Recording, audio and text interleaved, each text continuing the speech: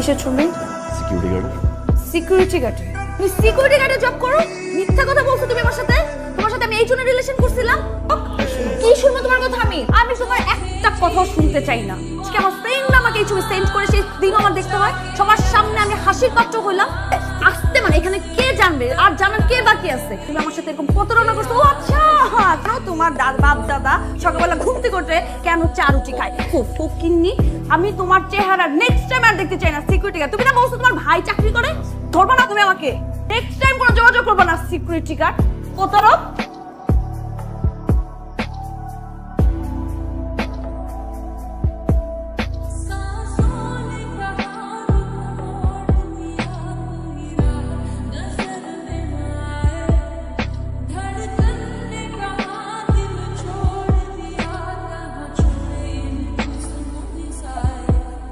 Sir, তোমার salute দিলে কেন?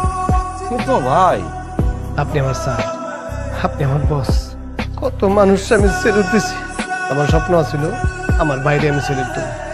আমার ভাই আমার বস, আমার বস আমি স্যালুট দিচ্ছি। যা ভাই।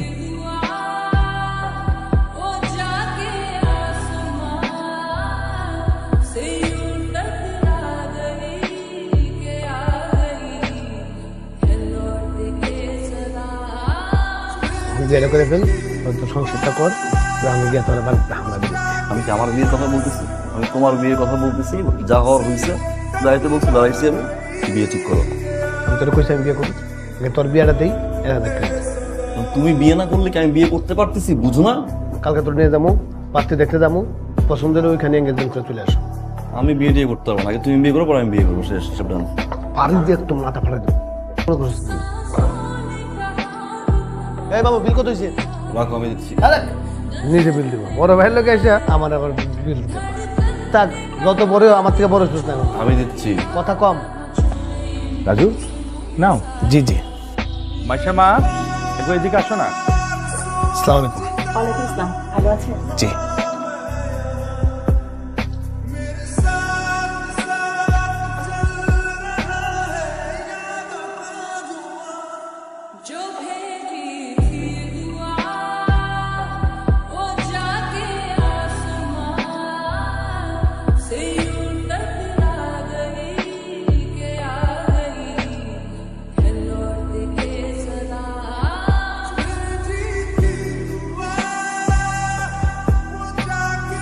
সরি, আমার আসলে ওইভাবে ব্রেকআপ করাটা উচিত হয়নি।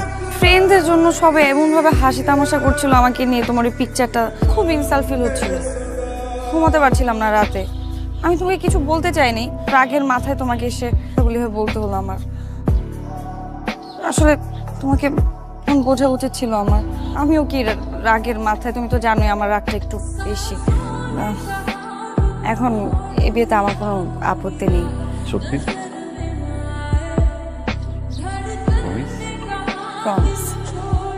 কিন্তু আমার তো আপত্তি আছে। এই বিয়েটা তুমি করতে পারবো না। মানে? মানে আমার ভাই একজন সিকিউরিটি গার্ড। যদিও আমি এখন জব করি, আর তারপর যদি এখন আমার ভাই অসুস্থ হয়, তা আবার প্রক্সি দিব। ওদিন কিন্তু আমি প্রক্সি দিয়েছিলাম, আমি সিকিউরিটি গার্ড ছিলাম না। তুমি তো কথাই শুনতে চাও। আমাদের রিলেশনশিপটা পুরোপুরি ছিল তোমার ফ্রেন্ডের উপরে।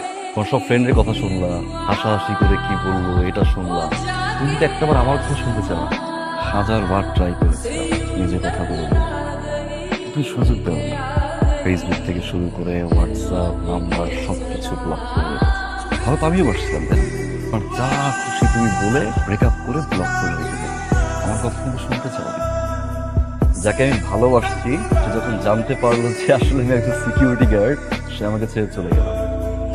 হ্যাঁ, সেদিন হয়তো আমি সিকিউরিটি গার্ড ছিলাম না, কিন্তু আমার ভাই একজন সিকিউরিটি গার্ড। মোটেও আমি লজ্জাবোধ করছি না, ফিল করছি যে আমি একজন সিকিউরিটি গার্ডের ভাই।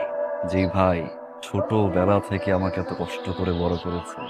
আর যে সাকসেসফুল মানুষটা না, আমি মানুষটার পুরোটা অবদান কিন্তু আমার ভাইয়ের। আমি যদি এখন তোমাকে বিয়ে করি, কোনো কারণে যদি আমার চাকরি চলে যায়, আবার যদি আমার ভাইয়ের প্রক্সি দিতে হয়, তখন তোমার ফ্রেন্ড আবার ছবি দিবে, আবার তোমাকে হোয়াটসঅ্যাপ করবে, তখন কি আবার ছেড়ে চলে যাবে? কখনো কোনো মানুষকে তার অবস্থান দেখে ভালোবাসতে হয় না। তুমি বাসো, অবস্থান দেখেই তুমি আমাকে ছেড়ে চলে গেছো। ঠিক এখন আবার অবস্থান দেখেই বিয়ে করতে চাই। অবস্থান দেখে যে মানুষটা চলে যায় সে আর যাই হোক আমার লাইফ পার্টনার হতে পারে না। আমি তোমাকে ভালোবেসেছিলাম, সারা জীবন ভালোবেসে যাবো, বাট যে আমাকে আমার ভাইয়ের সিকিউরিটি গার্ডের ড্রেসটাকে ছোট করে তাকে কখনো আমার লাইফ পার্টনার বানাতে পারবে না।